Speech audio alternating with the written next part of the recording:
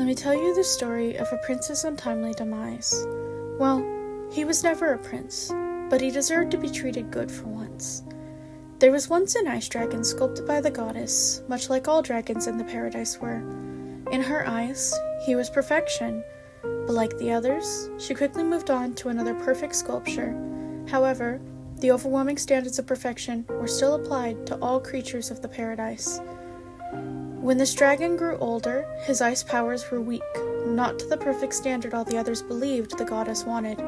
He pleaded for an answer from the goddess, something to tell him he wasn't broken. But no answer was ever given. She never answered anyone. Why would she answer him?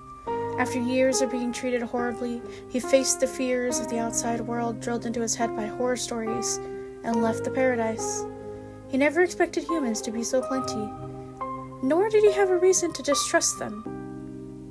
Unfortunately, he met a human with bad intentions and barely escaped with his life.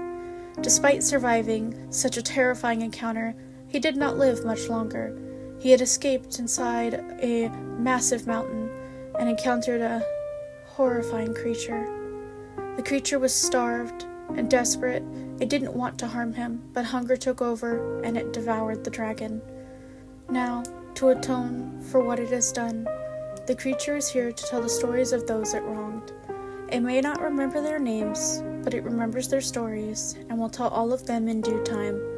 The storyteller may never show its true self, having been burned enough to not trust anyone, but I, want to atone for the deaths of the innocent people I caused by telling their stories.